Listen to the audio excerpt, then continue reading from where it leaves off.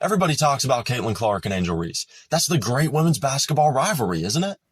Could it be possible, though, that when Paige Bueckers comes into the W, most likely next season, that it's her and Caitlin that form the next great women's basketball rivalry? Yes, it is. I've compared these two players before. I've talked about these two players before together. The national media really hasn't, because they haven't played that much, because they didn't play in a national championship. But once Paige gets into the W and her and Caitlin are facing off, it's going to be like Magic and Bird. It's going to be like Brady and Manning.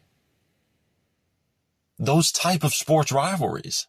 Are Clark and Reese going to be forever linked? Yes.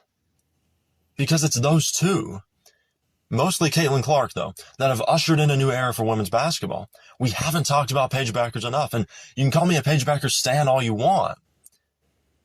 You can call me your number one fan all you want, but she's a generational player as well. That's not taking anything away from Angel Reese or Caitlin Clark, or even Juju Watkins, who's probably going to be National Player of the Year this year.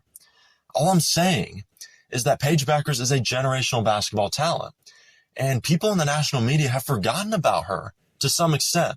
They didn't talk about her last year the way they talked about Angel Reese and Caitlin Clark, even Juju Watkins. Paige is going to get that coverage this year along with Juju at SC. So I'm going to be interested to see when Paige gets into the W, how they view Paige versus Caitlin. It has the makings of being a classic rivalry, even more so than Reese and Caitlin Clark. Because Bueckers and Clark are backcourt players. Clark is a point guard, Paige is a combo guard. Plays point part-time, is best, though, when she's playing off the ball part of the time, hunting her shots. Talked about that before. I would love to see Paige go to the LA Sparks. The Fever are in the playoffs this year. They're such an exciting team. They have a great future. That would be a great rivalry.